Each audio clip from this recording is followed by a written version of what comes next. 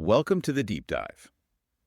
Today, we're taking a shortcut, getting you really well informed on a topic that honestly touches pretty much everything, persuasion. Really does. It's everywhere. And we've been deep diving into James W. Williams' book, How to Make People Do What You Want. It's fascinating stuff. Unpacks these subtle psychological Methods to read people, persuade them, and ultimately influence their behavior. And Williams makes this really bold claim right at the start. He says human communication is, and I quote, single-handedly responsible for everything that has happened. Relationships, careers, everything. Exactly. It's not just what you say, but the skill you put into crafting that message. So our mission today, We're digging out the key nuggets, right? focusing on three main things. Building that persuasive mindset in yourself first. Crucial starting point. Then, how to nurture relationships so you can influence. Building those bridges. And finally, getting under the hood, the core psychological principles, the real mechanics of it all. So yeah, get ready. This might just change how you interact with everyone. Sounds good. Let's do it. Okay, so let's unpack this, starting with yourself. The book really hammers this home. You can't influence others effectively if your own house isn't in order, so to speak. Makes sense. Williams shares this really powerful story from his college days. Had a brilliant idea, apparently, for Nike trainers, a marketing concept. Yeah. And it just fell flat, went nowhere. And he realized it was because his own crippling social anxiety and shy mindset completely undermined the message. He couldn't sell it because he wasn't sold on himself. That hits home, doesn't it? It really highlights the core message. Yeah. Your mindset, it dictates everything. If you feel defeated, the book stresses confidence and belief in yourself are just paramount. But it's a switch you flip. It's a lifelong journey. Yeah. True confidence, it has to come from within, not from what others think. It means spotting those limiting beliefs. Like the nobody will listen to me thoughts. Spotting them and then consciously replacing them with positive affirmations. You have to respect yourself first. And see setbacks as lessons, not dead ends. Okay, so confidence is key. What else for the inner? Patience. This one's maybe less obvious, but super important. Williams points out that big shifts, they happen over time. Think about asking your boss for a promotion if you just keep nagging. Exactly. It screams anxiety. But being calm, patient, that communicates control, confidence. It gives them space to actually consider it or feel like they're deciding on their own terms. Okay, so building this inner foundation. Yeah. Confidence, patience. How do we actually do that? Practically speaking, what are the steps? The book gives 5 really actionable ways to boost that self-confidence. First one, be prepared for any situation. Like knowing your stuff for an interview? Yes, but even deeper. It's about anticipating shifts in the conversation, thinking about potential objections, even how you'll react emotionally or physically under pressure. It builds this internal structure. So it's not just facts, it's readiness. Exactly. You're prepared for things to pivot, but you still know your direction. Second, work on the voices in your head. Ah, the inner critic. That's the one. We all have it. The trick is to observe that negative self-talk. I'm not smart enough. I'm not good enough. Whatever it is for you. Don't fight it directly. Just notice it. And replace it. And replace it actively Wow. with positive, affirming thoughts. Build a better internal narrative. It sounds a bit cliche maybe, but it works. What's number 3? Third, don't compare yourself to others. This is a big one. Comparison, as they say, is the thief of joy. Oh. Just be mindful of when you're doing it. Is Why this not? person's success really relevant to my path? Usually, no. Focus on your own growth, your own journey, self-acceptance. Makes sense. Number 4, look after yourself mentally and physically. This is fundamental. Self-care isn't selfish. It's essential. sleep, food, exercise. All of it. Sleep, nutrition, moving your body. Also things like meditation, journaling, whatever helps you feel good. When you feel good, you look good, you act more confidently. It's all connected. And the last one. Number 5, trust in yourself. Actively work to overcome that self-doubt. Williams even mentions being nervous asking for a different shoe size. So the advice is start small. Make tiny commitments to yourself and keep them, like drinking a glass of water first thing. Simple. How does that help trust? Because each time you follow through, you're proving to yourself, to your subconscious, that you do what you say you'll do. It builds this chain of evidence. Then tackling bigger things feels less daunting. Building trust in yourself brick by brick. Okay, so this inner work is the foundation. But then how do we translate that strength into actually influencing others? Right, now we move outward, building those bridges. And this is where it gets really interesting, I think. Once you've got that self-confidence humming along, the next layer is relationships. Williams is super clear. If people don't like you, forget persuading them. It's a non-starter, basically. Likability matters. Yeah, he uses this example of two team leaders in a supermarket. One was disliked, one was liked. And the team's willingness to pitch in, help out. Completely different depending on who was asking. All about that personal connection. How do you get people to like you? How do you build those genuine connections? The book has some great pointers. Lay them on us. First off, put the other person first. Seriously, in today's world, how many people really listen? Giving someone your full, undivided attention, that makes you stand out immediately. Let them do most of the talking. Be interested, not just interesting. You got it. Which leads straight to number 2. Listen more than you talk. And not just nodding along. Active listening. Ask clarifying questions. Like the bakery example in the book. Exactly. The client's talking about their bakery marketing. Instead of jumping in with solutions, you ask, oh, is it a family business? Or who's your main customer base? It shows you actually care. It builds that connection before you try to influence. Okay, put them first. Listen actively. What else? Third, create trust. Simple things work wonders here. Using their name in conversation, for instance. It shows you see them as an individual. And crucially, admit when you're wrong. Own your mistakes. The book mentions someone messing up a budget form. Right, and instead of hiding it. They owned it. Said, look, I made an error here. That kind of accountability, it builds massive respect. It makes your words actually carry weight, have truth behind them. People trust integrity. That's powerful. Honesty builds influence. Okay, so what you say, how you listen, building trust, that's huge. But the book goes even deeper into something else, our physical selves. Ah, yes, body language, nonverbal communication. It emphasizes just how much we communicate without even opening our mouths. Absolutely. This brings us right to mastering the art of body language. The estimate is something like 58% of communication is nonverbal. That's more than half. Wow, that's huge. It is. And the book talks about embodied cognition. Basically, the idea that your mind and body are deeply linked. What your body does affects how you feel and how others see you. Like slouching makes you feel less comfortable. Exactly. Or leaning your elbow on the desk, head in hand, even if you're trying to listen. Your body is screaming, I'm bored, and others pick up on that instantly. Okay, so our body influences our mind. What else? There's also the facial feedback hypothesis. Research actually found that if you get people to hold a pen in their mouth in a way that forces a smile, they actually find things funnier. Your facial expression feeds back to your brain and influences your mood. Even saying certain vowel sounds, apparently, can trigger positive feelings biologically. That's wild. So how do we use body language to be more persuasive? Okay, practical applications. Things like posture, standing tall, open body signals confidence, commands respect. Slumped posture says anxiety. You adjust it based on your goal. Makes sense. What about eye contact? Crucial. Direct eye contact makes people feel included, listened to. It builds trust. Thinking before you speak actually helps maintain it, makes your message hit harder. Good tip. And like open posture versus crossed arms. Yes, an open chest suggests vulnerability, openness. Crossed arms, defensive barrier.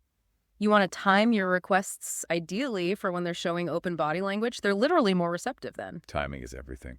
And then there's a really interesting one, cutting off your message before it's over. Wait, like stopping mid-sentence. Think of a glitchy ad or a song snippet that cuts off. Your brain wants to complete it. It engages the listener subconsciously, makes them lean in, makes the point more memorable because they're mentally filling the gap. Counterintuitive, but clever. Yeah. What about gestures? Gestures are powerful reinforcers. Subtle touch, like a firm hand on the shoulder, can convey support. Hand on heart signals sincerity.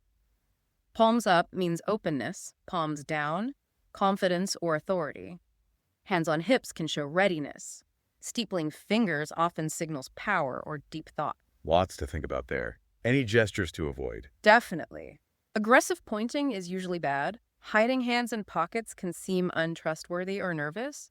You want congruence between your words and your body. How do you know if it's working? How can you tell if you're really connecting on that nonverbal level? One of the most potent techniques discussed is mirroring someone's body language. Mirroring, like copying them. Gently, yes. Not full-on mimicry, that would be weird. It's subtle. Studies show it builds connection and ease almost subconsciously. You mirror their posture, their pace of speech, maybe their volume level. Step 1, fronting. Give them your full attention. Make eye contact. Maybe nod 3 times slowly as they speak. Shows you're locked in. Okay, fronting. Yeah. Then Step 2, mirroring actions. After a few seconds, subtly shift your posture to match theirs. If they lean back, you lean back slightly. If they speak softly, you lower your volume a bit. Got it. Subtle adjustments. Step 3. Find their punctuator. Notice any unique little gestures they use when making a point, maybe a slight head tilt, a particular hand movement. After a while, subtly incorporate a similar gesture yourself. It creates this deep sense of we're alike. Oh, is there a fourth step? There is, but it's optional. It's test the connection. After you feel you've established rapport, you make a small, unrelated movement yourself. Maybe take a sip of water or shift slightly. See if they subtly mirror you within a few seconds. And if they do? Bingo. You've likely got a strong subconscious connection. Just one key rule. Only mirror positive or neutral actions. If they cross their arms defensively or check their phone, don't copy that. You want to build rapport, not mere negativity. This is all brilliant stuff on the relationship and body language side. But you mentioned the book goes even deeper into the mind's architecture. Exactly. It really gets into the underlying psychological machinery, the tools that influence how we think and decide. So what are these core principles? At the heart of it, influence is about understanding and maybe gently shifting someone's mindset because that mindset shapes their reality. The first big concept is schemas. Schemas, like mental models or frameworks. Precisely. They're your brain's shortcuts, associations, stereotypes, expectations about how the world works. Jean Piaget first talked about this. The book uses the example of a child having a cat schema. Small, furry forelegs. Right. Then they see a lion. Doesn't quite fit the cat schema, so they either have to update their cat schema or create a new lion schema. It shows how new info changes our mental maps. Persuasion often involves helping someone adjust their existing schema or adopt a new one. Like changing someone's view on a political issue? Or their schema about a certain type of product, or even about themselves. Priming, like getting something ready. It's the act of activating a particular schema, bringing it from the subconscious closer to the conscious surface. And it has a surprisingly dramatic effect on behavior. How so? There are famous studies. People subtly primed with words related to old age actually walked slower down a hallway afterwards. People primed with negative words reported feeling lonelier. Wow. That's powerful. How do you use that in persuasion? Say you're pitching a website design to a client. Before you even present your idea, you could casually talk about a couple of other really successful websites in their specific niche. You're priming the concept of success and linking it subconsciously to what you're about to offer. Clever. Linking success to your pitch before you make it. Then there's spreading activation. This one's really interesting. Think of your brain as this huge network, like a web. Okay. Concepts, thoughts, memories, they're all nodes in this network connected to related nodes. When you activate one node, say, by hearing the word pets. I think dog, cat, hamster. Right. Those nodes get activated. And then those nodes activate other connected nodes. Dog might activate walk or loyal. Cat might activate sleepy or independent. Red might activate fire, apple, roses. It's like ripples spreading out. A stream of thought. And this stream can be subtly guided. If we've just been talking about beautiful sunsets, flowers, romance, and then I ask you to name a color, you're probably more likely to say red or pink because those nodes have been primed through spreading activation. Okay, that feels a little like mind control. The book suggests using this by first choosing the right time to make your request, maybe when someone's already in a good mood if it's a positive idea. Right, context matters. And then focus on priming the right schemas beforehand. Want to pitch a new business venture? Talk about new beginnings, opportunity, growth in the conversation leading up to it. Make the idea feel more appealing by activating related positive concepts. But the book stresses being genuine. Right. Always. This isn't about manipulation in a negative sense. It's about understanding how minds work to communicate more effectively and always being truthful. The book also talks about something called neuro-linguistic programming, NLP. That sounds pretty intense. It can be very powerful. NLP is a psychological approach, often used in therapy for things like building confidence or overcoming phobias.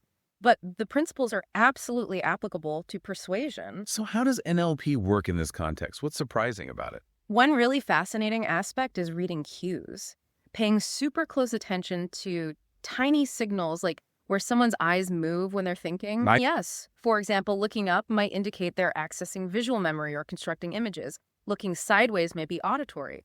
Looking down and to the right often relates to feelings or kinesthetic sense. If you notice someone seems to be a very visual thinker. You use more visual language. See what I mean? Picture this. Exactly. You tailor your message to their preferred sensory channel. You literally start speaking their internal language. That's surprisingly effective. Okay, that is surprising. What else? Then there's crafting messages. How you word things creates subtle suggestions. Asking, "Do you want another drink?" subtly plants the idea of wanting it. A waiter asking, "What would you like to start with?" bypasses the "if you want to start," directing you straight to choosing. It guides the thought process. The illusion of choice, almost. And the placement of the word "but" is huge in NLP. It basically negates whatever came before it. Oh. Think, my son is very good at his job, but he's not great at turning up on time. The lateness, right? Negative part. Now flip it. My son is not great at turning up on time, but he's very good at his job. Now the positive part lands harder. Same facts, totally different feeling just by where you put the but. Simple but effective. What about how you sound? Voice tempo matters. Mimicking the average resting heart rate around 50 to 80 beats per minute can apparently create a subconscious connection, a feeling of calm and rapport. Matching the rhythm. Yeah. And finally, using hot words. These are words that trigger specific senses. Can you hear what I'm saying? Do you see the potential? Feel free to look around.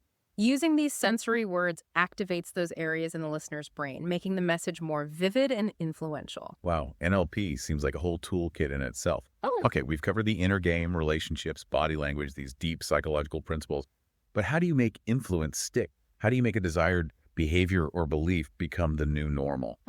That's where repetition changes everything. This is crucial for long-term influence. Think about it. Norms aren't fixed. What's considered normal changes all the time, based on what we're repeatedly exposed to. Cultural habits, family routines. Right. Things become normal just because they happen often. Exactly. The book uses a story about someone named Melissa gently persuading her friend Mark to try yoga. She didn't nag him. She just kept bringing it up positively, sharing benefits, maybe mentioning a class she enjoyed. Consistent, low-pressure, positive messages. And eventually, Mark's resistance softened. He tried it, maybe liked it, and it gradually shifted from that weird thing Melissa does to something I might actually do, or even something I enjoy. Repetition normalized it. so it's about gradual, consistent exposure. Yes, and this ties into the mere exposure effect, or the familiarity principle.